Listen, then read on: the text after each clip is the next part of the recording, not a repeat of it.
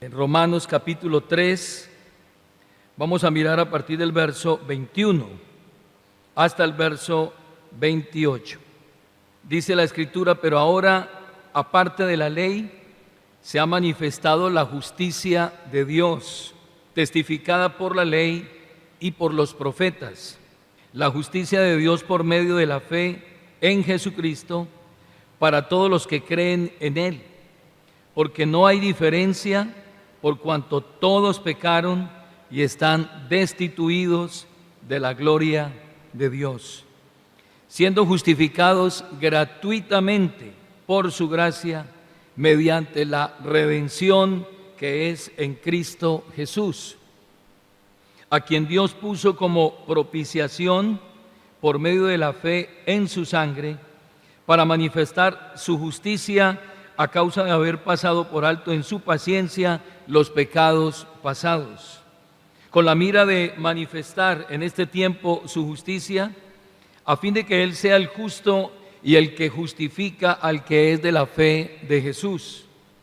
¿Dónde pues está la jactancia? Queda excluida. ¿Por cuál ley? ¿Por la de las obras? No, sino por la ley de la fe. Verso 28. Concluimos pues que el hombre es justificado por fe sin las obras de la ley. Vamos, hermanos, en esta mañana a continuar con el tema que traíamos o que venimos desarrollando acerca de la reforma. Ya hemos visto dos elementos de las máximas de la reforma. La primera, sola escritura, luego sola gracia, y hoy nos centraremos en sola fide o solo por la fe. ¿Por qué esos reformadores se enfocaron en exaltar la fe como el medio para salvación, para la redención? Y mirando estas máximas, alguien podría pensar hoy que recordar las solas de la reforma o recordar lo que los teólogos han llamado las 5 solas es algo totalmente inútil o totalmente innecesario e irrelevante. Alguien podría pensar eso, que no tiene valor.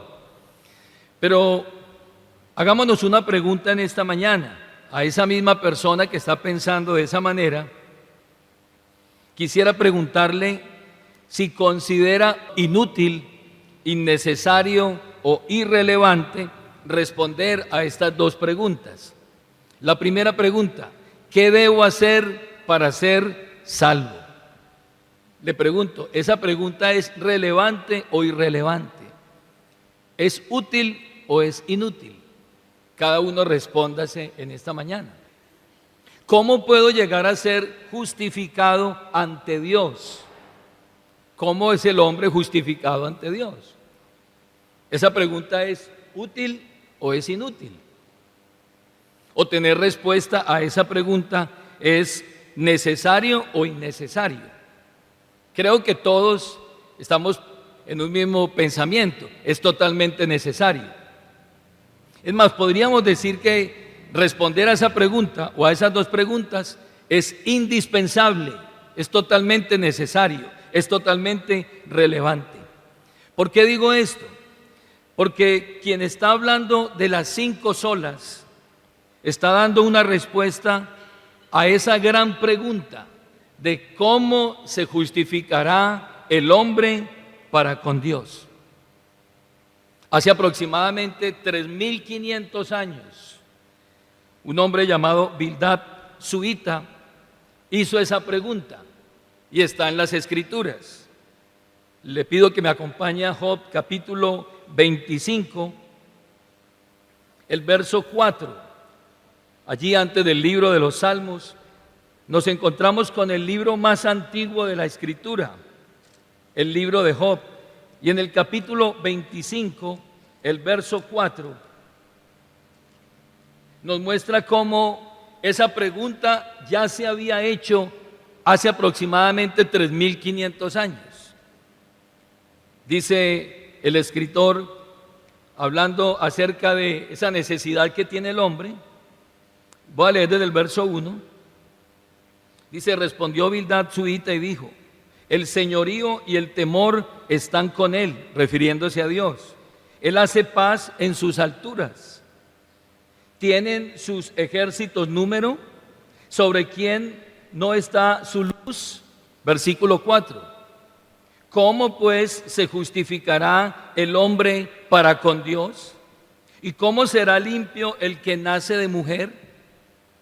He aquí que ni aún la misma luna será resplandeciente, ni las estrellas son limpias delante de sus ojos. Cuánto menos el hombre, que es un gusano, y el hijo del hombre también gusano. El verso 4 entonces está planteando la pregunta, que no es una pregunta de hoy, no es una pregunta de hace 2000 años, no, es la pregunta que siempre ha surgido en el corazón de los hombres. ¿Cómo se justificará el hombre para con Dios y cómo será limpio el que nace de mujer?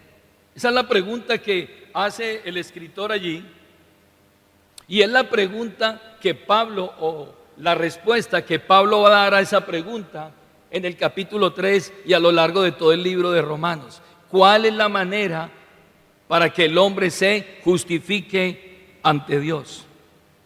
Entonces nos encontramos con una pregunta relevante, una pregunta necesaria y diríamos una pregunta indispensable que todo ser humano debe encontrar esa respuesta. Y frente a esa respuesta entonces surgen las olas de la Reforma: sola Escritura, sola gracia, sola fide o sola fe, solo Cristo, solo la gloria de Dios. Ahora es importante, hermanos, que tengamos en cuenta algunas cosas antes de introducirnos en el tema. Lo primero es que los reformadores, como Martín Lutero, creían que la doctrina de la justificación por la fe era el artículo sobre el cual la iglesia se levanta o se cae. Es decir, es una doctrina fundamental, y él lo graficó de esta manera: la doctrina de la fe sola, o la justificación por la fe, es la bisagra sobre la cual gira la puerta. Es decir, es lo que sostiene esa puerta cuando abre o cierra. Esa es la doctrina de justificación por la fe. Digamos también que el mayor problema al que hoy se enfrenta el hombre y se ha enfrentado el hombre como ser humano es que Dios es santo y nosotros no lo somos. Es decir, Dios tiene un atributo de santidad que no permite que el hombre que no es santo, que es un pecador, se pueda acercar a Él y tener comunión con Él. Le impide radicalmente que pueda tener una relación con Dios. Ese es el punto aquí que vamos a desarrollar o que vamos a tratar. Pero también uno de los planteamientos que podemos ver es que Dios no puede simplemente redimir, eximir a las personas sin un proceso de justificación, sin poner en peligro su justicia. Es decir, tiene que haber un plan que le permita a Dios justificar al hombre pecador, al hombre que está viviendo en rebelión, le permita justificarlo sin él dejar de ser justo. Es decir, él no puede dar por inocente al culpable, tiene que darnos un plan divino para que él, sin dejar de ser lo que es, justo, santo, limpio, pueda justificar al hombre. Ese es el punto aquí, el meollo de este asunto.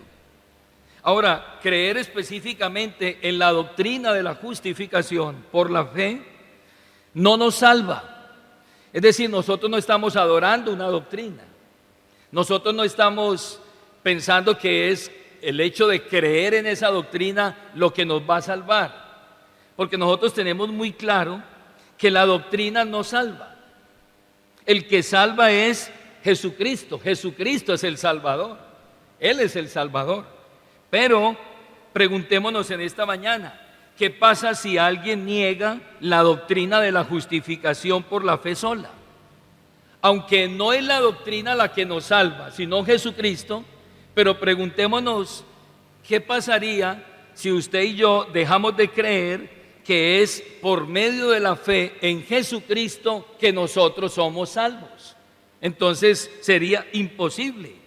Si nosotros negamos la doctrina de la justificación por la fe sola, entonces estamos negando que Jesucristo es el único Salvador, y negar que Jesucristo es el único Salvador es simple y llanamente estar perdido. Entonces quiero hacer claridad. No es que nosotros nos hayamos vuelto unos seguidores de esa doctrina, sino que esa doctrina nos dice que es en Cristo Jesús, o por la fe en Cristo Jesús, que nosotros somos ¿qué? Salvados. Son planteamientos sencillos y muy lógicos, pero que son determinantes para nuestra salvación. Además, hermanos, podemos decir que la doctrina de la justificación por la fe sola no es un tema sin importancia.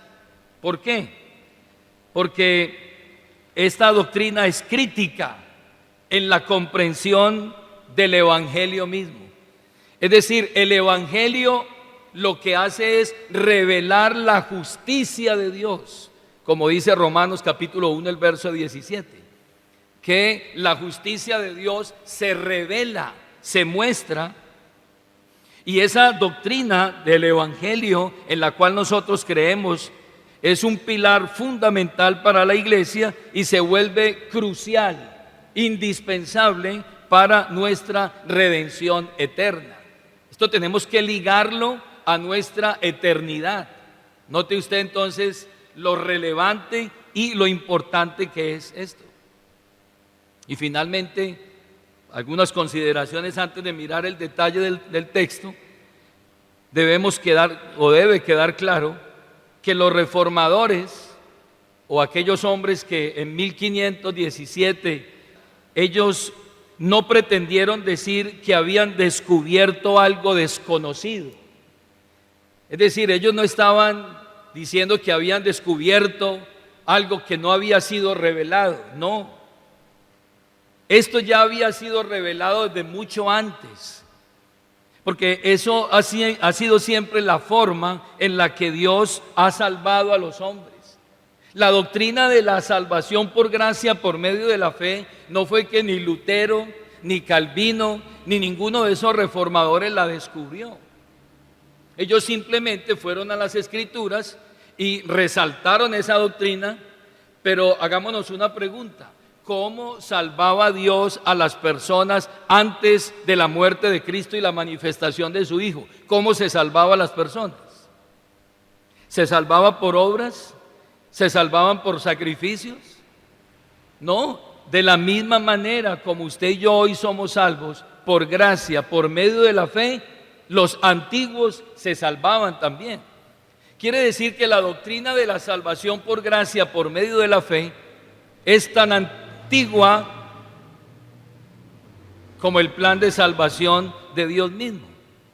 Miremos dos textos que muestran, número uno, la gracia de Dios. En Génesis capítulo 3, el versículo 21, hay un texto que nos muestra la gracia de Dios con el hombre que acaba de caer allí en el huerto del Edén. Adán peca, a su mujer transgrede, le da de comer a él, ambos caen e inmediatamente se esconden y se dan cuenta que están desnudos. La desnudez es tipo de vergüenza. La desnudez está revelando la pobreza y la miseria en la que acaba de caer el hombre. Pero note la gracia de Dios como instantáneamente se revela en el primer momento en que el hombre peca. La gracia de Dios inmediatamente sale en el escenario. Verso 21 del capítulo 3. Y Jehová Dios hizo al hombre y a su mujer túnicas de pieles. ¿Y qué hizo? Y los vistió. ¿Cómo se llama eso? Gracia. ¿Por qué? Porque ellos se habían hecho vestidos de hojas. Ellos, dentro de sus recursos y dentro de su iniciativa humana del hombre caído, trataron de cubrir su desnudez con hojas de árboles. Imagínese usted hacerse un vestido con hojas de higuera. ¿Cómo queda esa persona? Mal vestida. Pero ¿qué hace Dios? Hay un sacrificio de por medio, porque para cubrirlos con pieles tuvo que haber un sacrificio, y entonces toma la piel de esos animales y dice que los vistió a ellos, mostrando con eso que a tiempo futuro tendría que haber un sacrificio con el cual usted y yo tendríamos que ser vestidos. La Biblia dice que ahora nosotros en Cristo, de Cristo estamos ¿qué? Revestidos. Y ahí se ve evidentemente la gracia de Dios. En el capítulo 11, en el versículo 4 del libro de Hebreos, nos muestra la doctrina de la fe. Entonces, los antiguos se salvaban por la gracia, por medio de la fe. El hijo de Adán y Eva, Caín y Abel, la Biblia nos da un registro en el libro de Hebreos, capítulo 11, el verso 4, de cómo Abel sacrificó a Dios un sacrificio por la fe. Verso 4 dice: por la fe Abel ofreció a Dios más excelente sacrificio que Caín, por lo cual alcanzó testimonio de que era justo, dando Dios testimonio de sus ofrendas, y muerto aún habla por ella. ¿Fe en qué? Cuando Abel ofrece un sacrificio por la fe, él está poniendo la fe en una promesa que Dios ya le había hecho a ellos en Génesis capítulo 3, el versículo 15, lo que llaman los teólogos el protoevangelio, el evangelio comprimido allí en Génesis 3:15. ¿Cuál fue la promesa? Léala conmigo, por favor. Allí en Génesis 3:15 ya Dios les había hecho una promesa a ellos. El versículo 15 dice: y pondré enemistad entre ti y la mujer, y entre tu simiente y la simiente suya. Esta te herirá en la cabeza y tú le herirás ¿dónde? En el calcañar. Esa era la promesa de un redentor. Abel y todos allí conocían esa promesa, y con base en esa promesa era que ellos sacrificaban un animal, un sacrificio cruento, para recordar y tener muy presente que vendría a futuro un redentor que aplastaría la cabeza ¿a quién? A la serpiente. Así de que la doctrina de la gracia y la doctrina de la fe y la salvación por gracia y por fe no es nueva. Y reitero, los reformadores no descubrieron esas doctrinas ya estaban en la Biblia, y Dios siempre ha salvado por medio de ellas. Ahora volvamos allí a el libro de Romanos, capítulo 3. Dicho esto, entonces Pablo va a mostrar a través de un planteamiento cuál es la eficacia de esa doctrina de la salvación por gracia, por medio de la fe. Sola fide, solo por la fe. Y desde el capítulo 2, él empieza a hacer un pronunciamiento, empieza a desarrollar esta doctrina, y lo primero que él dice en el versículo 1 de Romanos 2 es: por lo cual eres inexcusable, oh hombre, quien quiera que seas tú que juzgas, pues en lo que juzgas a otros te condenas a ti mismo, porque tú que juzgas haces lo mismo.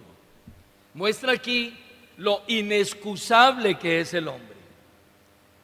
El hombre es responsable ante Dios, porque Dios siempre se ha ¿qué? Revelado al hombre, siempre se ha mostrado al hombre. Dice la Biblia allí en los versículos del capítulo 1, hablando de la revelación de Dios, dice: porque las cosas invisibles de Dios, su eterno poder, verso 20 del capítulo 1, su eterno poder y su deidad se hacen claramente visibles desde la creación del mundo, siendo entendidas por medio de las cosas hechas, de modo que no tienen ¿qué? Excusa. Y ahora en el versículo 1 del capítulo 2, Dios le dice al hombre: tú eres inexcusable, quien quiera que seas tú, porque tú que juzgas, haces ¿qué? Lo mismo, tú haces lo mismo. ¿Por qué? Porque todos somos pecadores. Pablo lo que está presentando aquí entonces es la incapacidad del hombre para cumplirle a Dios. Frente a eso entonces, en el capítulo 3, Pablo va a presentar 5 preguntas que tanto judíos como gentiles le van a hacer a Dios. Y Pablo se adelanta a esas preguntas para darles una respuesta. Primera pregunta la encontramos en el verso 1 del capítulo 3 de Romanos. Pablo, adelantándose a esas preguntas, les dice: ¿qué ventaja tiene pues el judío o qué aprovecha la circuncisión? Pablo está haciendo esa pregunta, se la está haciendo a su público, y él mismo responde: mucho, en todas maneras. Primero, ciertamente que les ha sido confiada ¿qué? La palabra de Dios. En otras palabras, frente a la declaración de Pablo que el hombre es inexcusable ante Dios, que no tiene argumentos para ser justificado, entonces ellos preguntan: entonces, ¿qué ventaja tiene ser circuncidado? ¿Qué ventaja tiene hacer uno parte del pueblo redimido, del pueblo judío? Y Pablo le responde: mucho, en todas maneras. Primero, ciertamente que les ha sido ¿qué? Confiada la palabra de Dios. Tienen privilegios, tienen mucho más de lo que tienen los demás que no han conocido. Ahora, la segunda pregunta que ellos plantean está en el versículo 3. Dice la pregunta: ¿por qué, si algunos de ellos han sido incrédulos, su incredulidad habrá hecho nula la fidelidad de Dios? Pablo está diciendo: yo sé que ustedes en su corazón tienen esta pregunta. ¿Qué pasa entonces? ¿Acaso Dios dejará de ser fiel por el hecho de que algunos de ellos hayan sido infieles? ¿Será que el plan de Dios ha fallado? Y él responde en el versículo 4: claro que no, al contrario, Dios actúa siempre conforme a la verdad. Y aunque todo hombre sea mentiroso, pues la Escritura dice: serás tenido por justo en lo que dices y saldrás vencedor cuando te juzgues, hablando y refiriéndose a Dios. Quiere decir entonces que la infidelidad del hombre no hace nula la fidelidad de Dios, y que aunque el hombre ha pecado y se ha alejado de Dios, Dios sigue siendo ¿qué? El mismo. Ahora se plantea la tercera pregunta en el verso 5. Dice el versículo 5: y si nuestra justicia hace resaltar la justicia de Dios, ¿qué diremos? ¿Será injusto Dios que da castigo? Hablo como hombre. Y Pablo le responde en el versículo 6: en ninguna manera. De otro modo, ¿cómo juzgaría Dios al mundo? En otras palabras, claro que no, porque si Dios fuera injusto, ¿cómo podría juzgar al mundo? Si Dios fuera injusto, no podría juzgar al mundo. Pero como Dios es justo, Él va a juzgar al mundo con justicia. La cuarta pregunta se plantea en el verso 7. Pero si por mi mentira la verdad de Dios abundó para su gloria, ¿por qué aún soy juzgado como pecador? Si la mentira del hombre exalta la verdad de Dios, entonces ¿por qué estoy siendo juzgado como pecador? Y Pablo le responde en el versículo 8: ¿y por qué no decir como se nos dice o se nos calumnia? Hagamos ¿qué? Hagamos males para que vengan bienes. Eso es un error totalmente.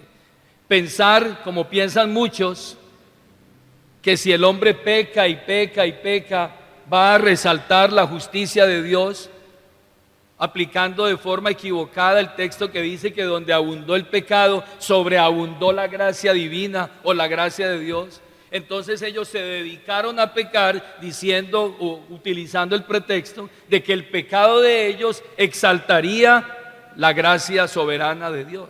Y les dijo Pablo: están equivocados.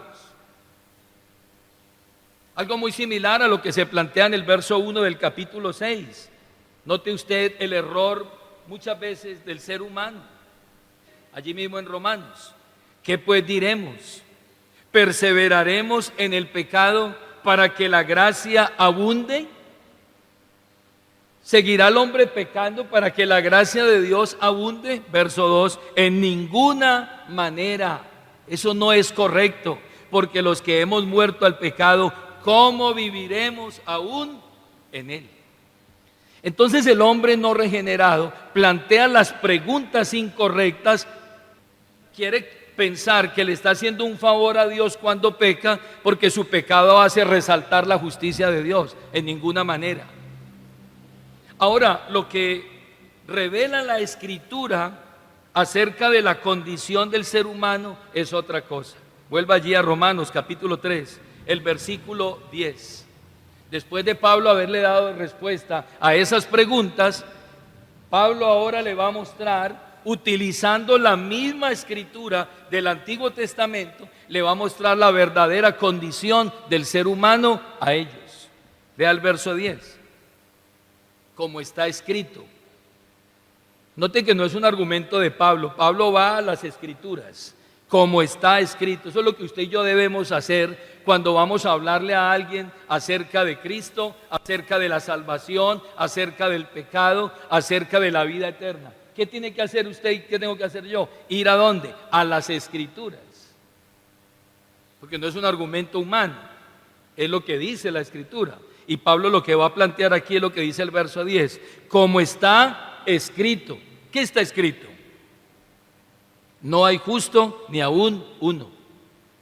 No hay quien entienda. No hay quien busque a Dios.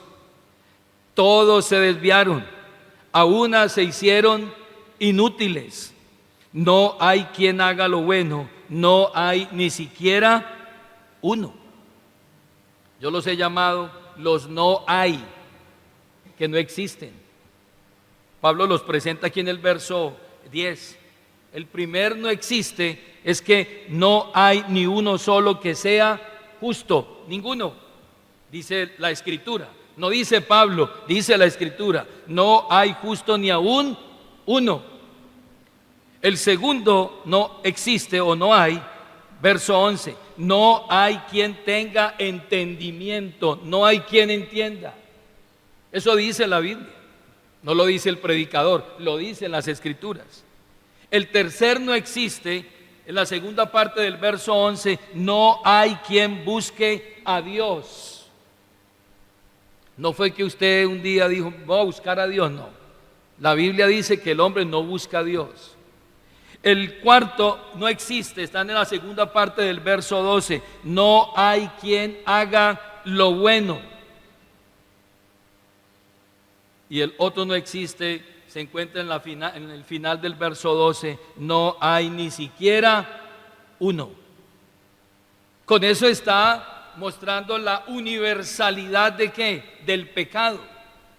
Ahora muestra cómo el pecado engloba absolutamente todo. Verso 12, lea conmigo. Todos se desviaron, absolutamente todos. A una se hicieron inútiles. Todos se desviaron, todos. Porque uno a veces ve gente que moralmente es correcta. Uno ve en la sociedad gente que es buena gente, que hace obra social, obras filantrópicas, que son correctos, disciplinados, gente que le dice a usted, yo le voy a pagar su dinero y se lo pagan y son cumplidos, porque son gente correcta. Pero aquí la Biblia no está diciendo eso, que por hechos u obras que la persona haga se justifican ante Dios. La Biblia está diciendo aquí que todos se han ido por el mal camino, todos se descarriaron, todos por igual se han pervertido. Y ahora hace una descripción más gráfica de la condición del ser humano a partir del verso 13, lea conmigo. Dice, sepulcro abierto es su garganta, con su lengua engañan, veneno de áspid hay debajo de sus labios, su boca está llena de maldición y de amargura, sus pies se apresuran para derramar sangre, quebranto y desventura hay en sus caminos, versículo 17, y no hay Perdón, y no conocieron camino de paz. Verso 18, no hay temor de Dios delante de ¿qué? De sus ojos. Así de que está hablando de la universalidad del pecado, de la no existencia de un ser humano que pueda decir, yo he cumplido, yo soy justo delante de Dios. El texto está englobando a toda la humanidad, absolutamente a toda la humanidad. Y el versículo 19 dice, pero sabemos que todo lo que la ley dice, lo dice a los que están bajo la ley. ¿Para qué? Lea conmigo el verso 19, segunda parte. Para que toda boca se cierre. Wow. Toda boca se cierre. Es decir, nadie tenga ¿qué? Excusa, nadie tenga argumento, nadie tenga que esgrimir diciendo yo. No, es para que toda boca se cierre. ¿Y qué cosa? Y todo el mundo quede bajo el juicio de Dios.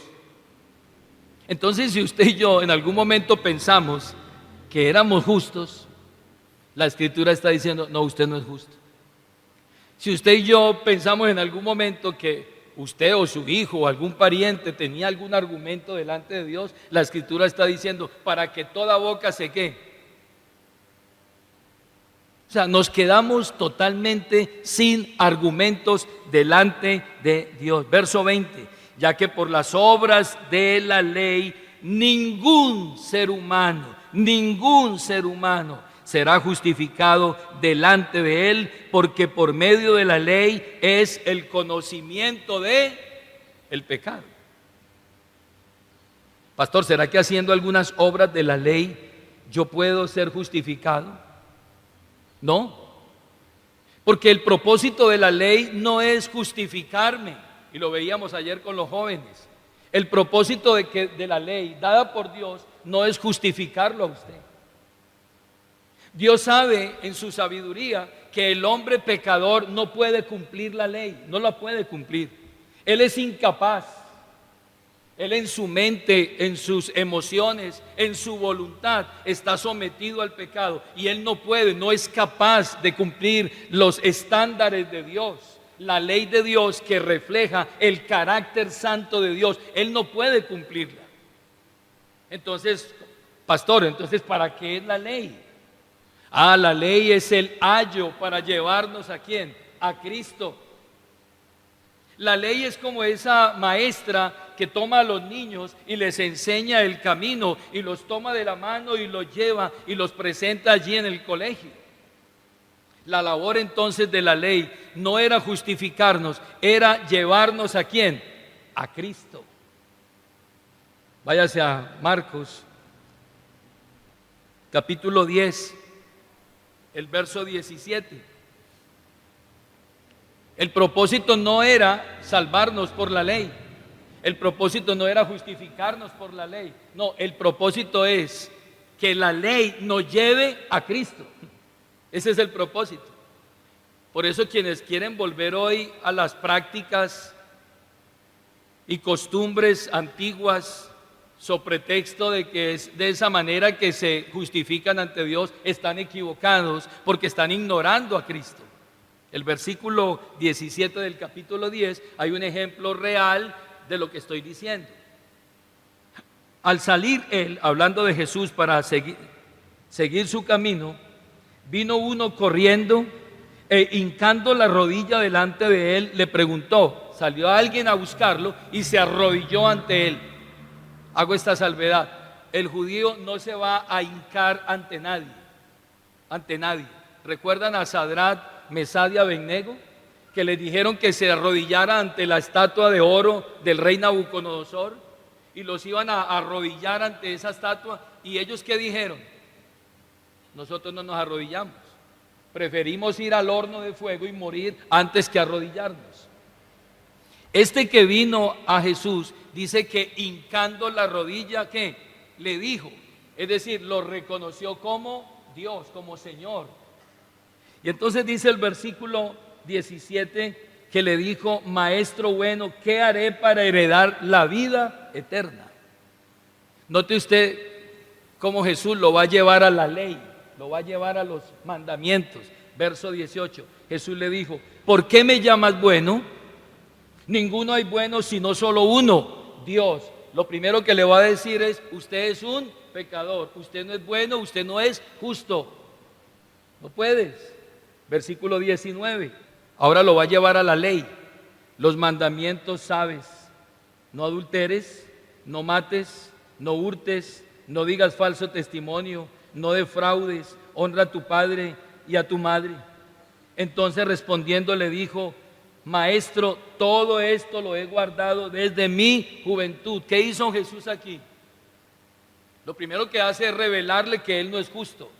¿Por qué me llamas bueno? Solamente hay uno bueno, Dios. Ya ahí le mostró su condición. Ahora lo lleva a la ley. Y lo lleva a la ley porque la ley lo va a llevar a Cristo. Y entonces le dice: guarda los mandamientos, y le enumera los mandamientos.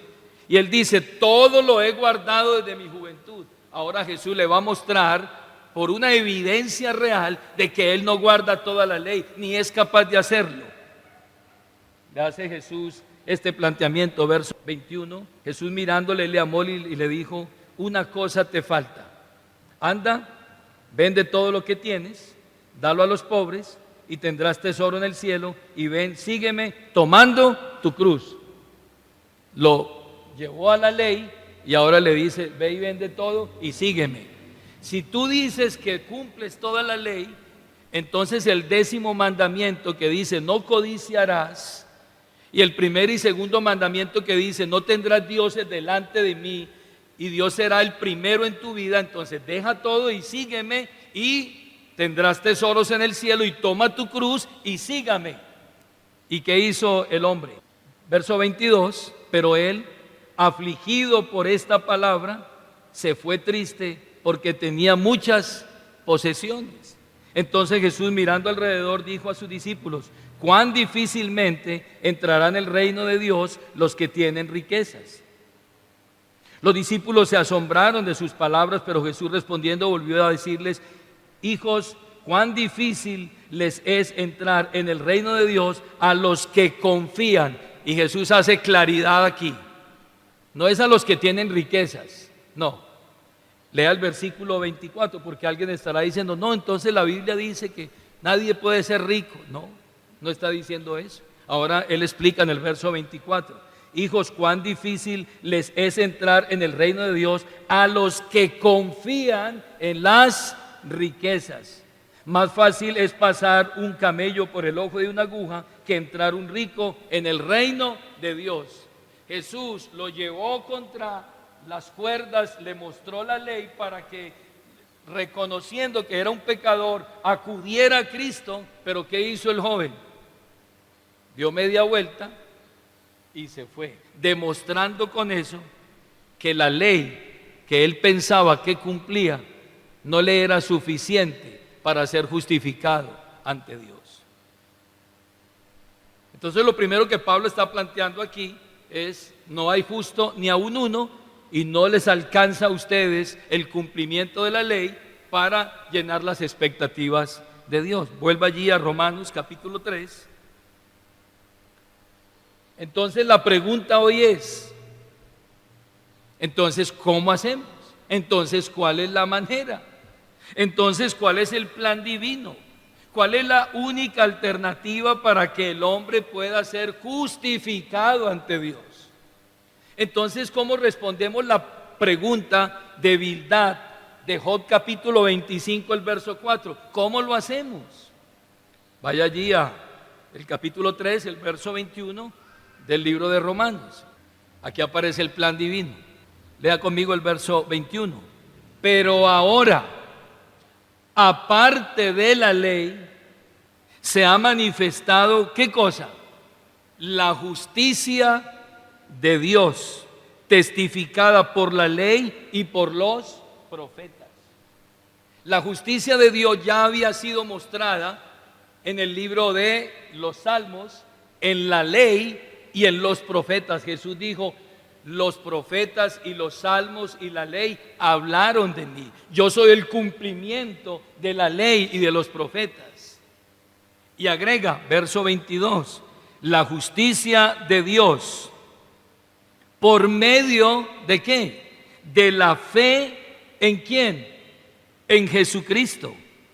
Para todos los que creen en Él, porque no hay diferencia, por cuanto todos pecaron y están todos destituidos de la gloria de Dios. Pero Dios ha provisto un plan perfecto. Vamos a justificar al hombre no por sus obras, no por la ley, lo vamos a justificar por la fe ¿en quién? En Jesucristo. Versículo 24. Siendo justificados gratuitamente por su gracia. Y aquí aparece la primera doctrina por la cual nosotros somos justificados. Lea conmigo el verso 24. Siendo justificados gratuitamente por su gracia. Primera doctrina, doctrina de la gracia. Esto es gratuito. Entonces, pastor, ¿dónde quedan las indulgencias? ¿Dónde quedan los aportes que la iglesia tradicional supuestamente esgrimió para sacar las almas del purgatorio? Y que decían que cuando caía la moneda entonces salía el alma del purgatorio si tú dabas un aporte. Entonces, ¿dónde quedan esas herramientas o esos instrumentos de salvación? Cuando le decían al pecador que debía subir 28 escalones de las escaleras sagradas que la mamá de Constantino, uno de los emperadores romanos, hizo llevar desde Jerusalén, y colocaron las escaleras por donde supuestamente Jesús había descendido en cierta oportunidad cuando fue juzgado por Pilato, las escaleras sagradas. Y entonces la gente subía de rodillas esas escalas, y en cada uno de esos 28 escalones rezaba un Padre Nuestro y una Ave María, y cuando llegaba al último escalón, él podía adquirir unas indulgencias que le sumaban al momento de ¿qué? De sacar a sus parientes del purgatorio. A lo cual Martín Lutero, después de haber subido las 28 escalones y llegar a la cima de esas escalas, dijo: ¿quién sabe si mis parientes se habrán salido del purgatorio? Pero quédese usted más sorprendido que hasta hoy, 20 de octubre del año 2024, la gente sigue subiendo las escaleras de esa basílica de rodillas, porque la iglesia tradicional continúa diciéndoles que ellos pueden recibir indulgencias a través de esa peregrinación por esas escaleras. Hasta hoy, verso 24, siendo justificados gratuitamente por su gracia mediante, segunda doctrina, la doctrina de la redención. ¿Qué es redimir? Dios dice: usted no se puede salvar por la ley, usted no se puede salvar por las obras, usted no se puede salvar por las indulgencias. Usted tiene que salvarse a través de la fe en Cristo. Usted se tiene que salvar a través de la gracia gratuita de Dios. No puedes pagar nada, no puedes comprar la salvación. Lo único que tienes que hacer es creer por la fe en la redención que es Cristo Jesús.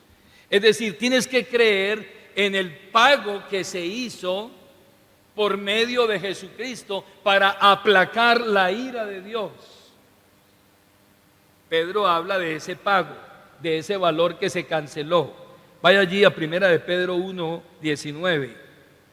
Primera de Pedro 1:19. La salvación tuvo un precio. O sea, a nosotros no nos costó nada, pero a Él sí le costó. O sea, en realidad la salvación tuvo un precio. Y es quizás por eso que muchos no la valoran. No sé si a usted le ha pasado. Cuando usted paga por algo, usted cuida eso. Cuando usted le da algo a un niño, muchas veces ese niño no valora eso. Lo deja por ahí tirado, no ve que él se entretiene un rato y ya, oiga, ¿dónde está el carrito que le regalé? Pero cuando usted trabaja por algo, cuando usted suda por algo, cuando usted se ha esforzado por algo, usted valora eso.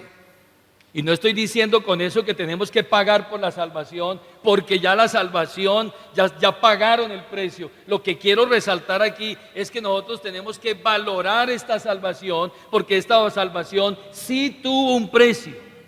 Solo que no nos tocó pagarla a nosotros, la pagó Cristo por nosotros. Verso 19 de Primera de Pedro capítulo 1. Verso 18. Sabiendo que fuisteis comprados o rescatados de vuestra vana manera de vivir, la cual recibisteis de vuestros padres, no con cosas corruptibles como oro o plata. Esto no se compró con plata, no se compró con oro, verso 19, sino, mira el precio que se pagó, sino con la sangre preciosa de Cristo, como de un cordero sin mancha y sin contaminación. Cordero que ya había sido destinado desde antes de la fundación del mundo, pero manifestado en los postreros tiempos por amor de vosotros, y mediante el cual creéis en Dios, quien le resucitó de los muertos y le ha dado gloria, para que vuestra fe y esperanza sean ¿en quién? En Dios. Pregunto, ¿se pagó un precio? Se pagó un precio altísimo, pero a nosotros nos salió ¿qué? Gratis. Esa salvación es gratuita, pero dice Pablo allí, volvamos a Romanos 3, dice mediante la redención. Entonces, mi amigo y hermano, ¿usted en qué tiene que creer? En que un día usted era un esclavo, en que un día usted y yo estábamos esclavizados y que alguien, en este caso Dios, tuvo que enviar a su Hijo para que Él pagara un precio, para que usted pudiera ser ¿qué? Libertado del pecado. Por eso Pablo dice, cuando escribe a los Corintios, dice, ya ustedes no son vuestros, sino que son de aquel que los compró y pagó un precio por ustedes. Usted ya no se pertenece a usted, porque hubo uno que pagó un precio de sangre, y ahora nosotros le pertenecemos ¿a quién? A Él. Usted tiene que creer en eso para ser justificado ante Dios. Somos justificados mediante la redención, mediante la compra que Él hizo por nosotros a través de su sangre, y hoy nosotros podemos ser ¿qué? Justificados delante de Dios por eso. ¿Puede usted creer en esta mañana que hubo uno que hace 2000 años pagó un precio por usted? Si usted cree eso en esta mañana y vive a la luz de eso, en gratitud a aquel que lo compró, y si usted hoy reconoce que usted no se pertenece a usted mismo, sino que le pertenece al que lo compró, usted puede ser justificado por medio de la fe en ello. Ahora dice el verso 24, siendo justificados gratuitamente por su gracia, mediante la redención o la compra que es en Cristo Jesús, a quien Dios puso como propiciación. Tercera doctrina, propiciación. Propiciación por medio de la fe en su sangre. Detengámonos ahí un poco. Tercera doctrina, la doctrina de la propiciación. ¿Qué es propiciar? Era lo que se hacía en el tiempo antiguo, cuando la sangre del cordero se echaba sobre la tapa del propiciatorio, donde estaba la presencia de Dios, y entonces esa sangre propiciaba o ocasionaba que la ira de Dios cayera, pero esa ira de Dios no caía sobre el pecador, sino que la sangre de Cristo o la sangre del cordero servía ¿para qué? Para recibir la ira de Dios sobre él. Pablo dice entonces que nosotros, al creer que la sangre de Cristo es la propiciación por nuestros pecados, entonces nosotros recibimos que la justificación. Vuelva al verso 25, a quien Dios puso como propiciación por medio de la fe en su sangre, para manifestar su justicia, a causa de haber pasado por alto en su paciencia los pasados, con la mira de manifestar en este tiempo su justicia, a fin de que Él sea el justo. ¿Quién? Dios. A fin de que Él sea el justo y el que justifica al que es de la fe de Jesús. Ese es el plan divino. Dios no puede justificar al pecador. Dios no puede dar por inocente al pecador.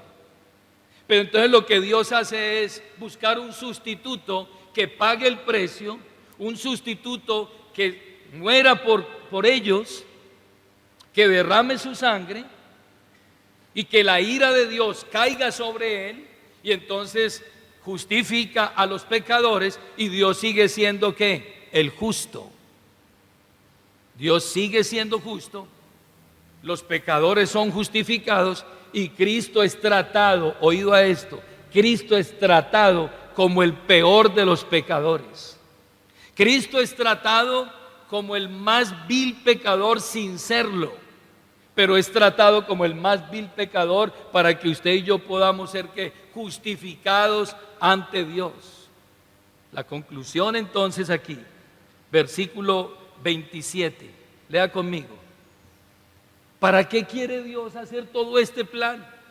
Primero, para seguir siendo justo, porque no puede dar por inocente al culpable.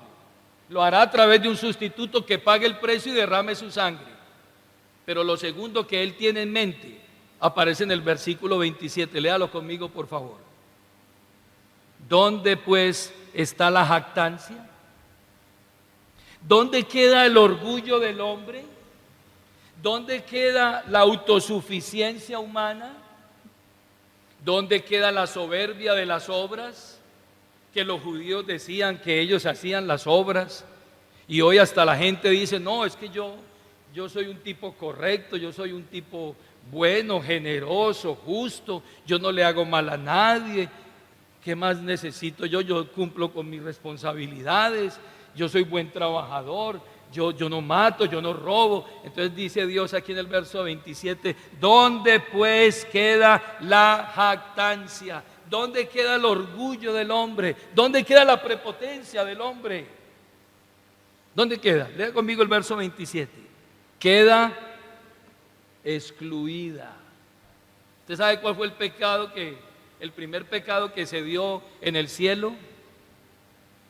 El pecado de la soberbia, el pecado de la autosuficiencia, el pecado del orgullo. ¿Sabe qué quiere Dios hacer con el plan salvífico a través de Cristo y la justificación por medio de la fe por gracia solamente en Cristo?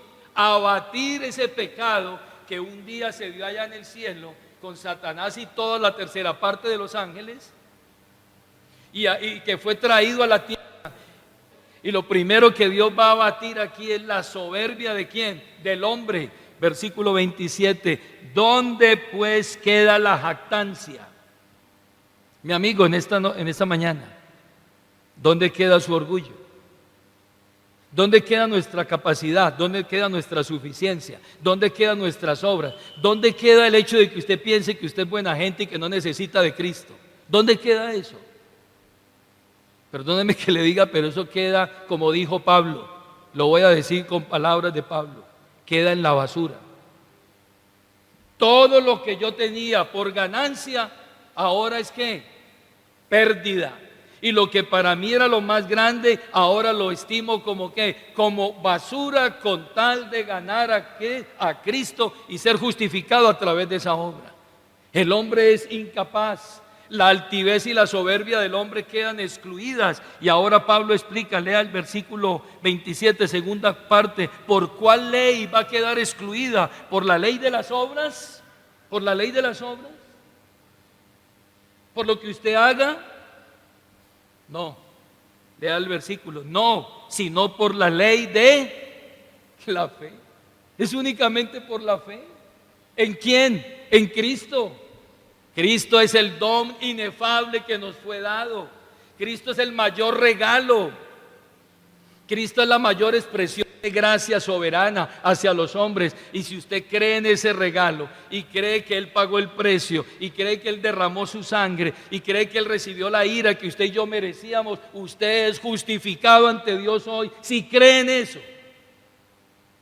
Por eso Pablo concluye en el versículo 28. Concluimos pues, mire qué gran conclusión, concluimos pues que el hombre es justificado por fe sin las obras de la ley. 1500 años después, se le dio respuesta a la pregunta de Bildad: ¿cómo se justificará el hombre para con Dios? El Espíritu Santo, inspirando a Pablo, 1500 años después, le va a dar respuesta a esa pregunta, concluyendo en el versículo 28. Concluimos pues que el hombre es justificado por fe sin las obras de la ley. Eso fue lo que preguntaron allá, y eso es lo que le están respondiendo aquí. Y eso es lo que le están diciendo a usted y a mí en esta preciosa mañana.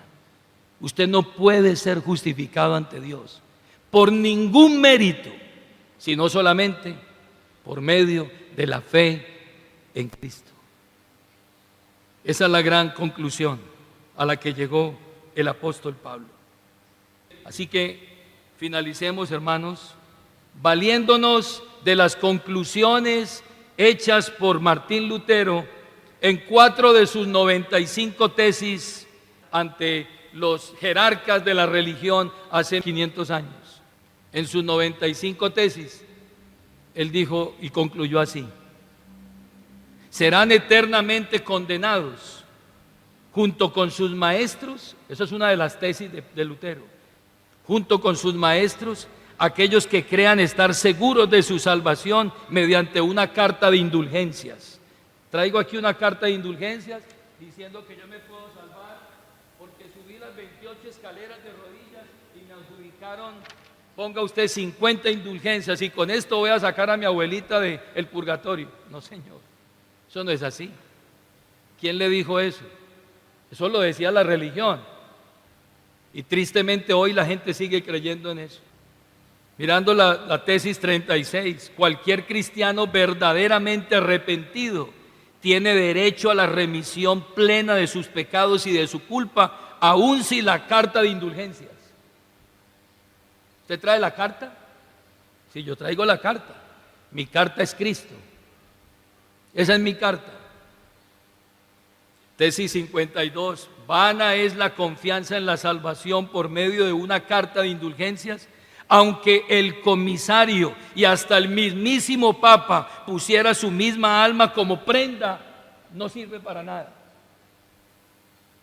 Porque solo a través de Cristo, a través de su obra, su sacrificio, su redención y su precio que Él pagó, solamente por eso. Y él termina con la tesis 62 diciendo: el verdadero tesoro de la iglesia es el sacrosanto evangelio de la gloria y de la gracia soberana de Dios. Solo por gracia, solo por la fe, solo en Cristo el hombre es salvo. Amigo, hoy usted tiene la opción de creer en la obra de Cristo. Es solo por la redención en Cristo. Y quiero que demos gracias en esta mañana, porque hemos podido entender, pues la fe se convierte en el brazo extendido del mendigo que le dice a Dios: yo recibo el don gratuito de la gracia que es Cristo.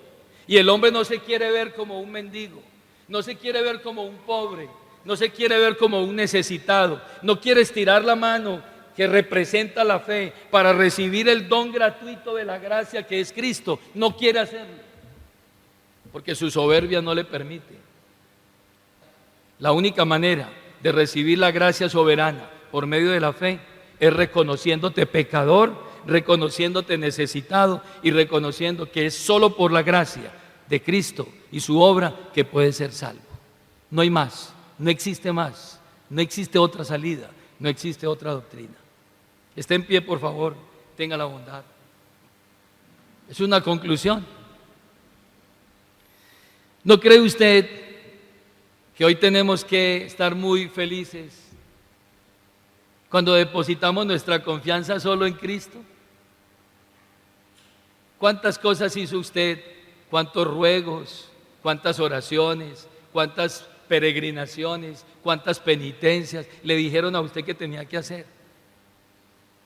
¿A cuántos confesionarios fue usted para contar sus pecados y que le pusieran sus penitencias para recibir perdón? Pero hoy, por pura gracia y misericordia, a través del Espíritu Santo y de su palabra, usted y yo hemos entendido que no es a través del mérito humano, es solo por Cristo, solo por fe, solo por gracia, que hoy nosotros podemos recibir el don de la gracia de Dios.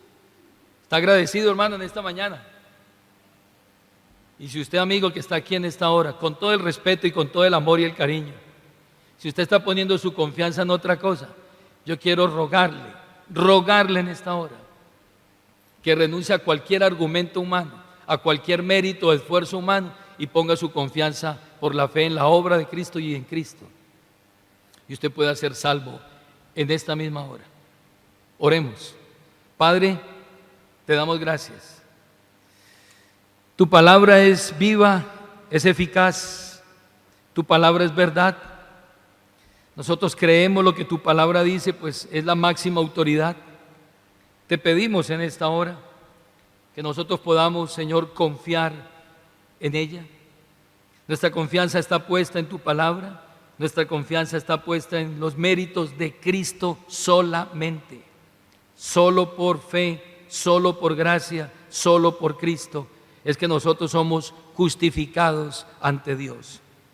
Tu palabra dice: justificados pues por la fe, tenemos paz para con Dios por medio de Jesucristo. Gracias porque esta iglesia ha entendido esta doctrina y rogamos por los amigos que han venido aquí hoy, que ellos puedan con humildad reconocer su condición y puedan reconocer esta obra gloriosa que Cristo ha hecho a través de su sacrificio en la cruz. Lo pedimos en el nombre de Jesucristo. Amén.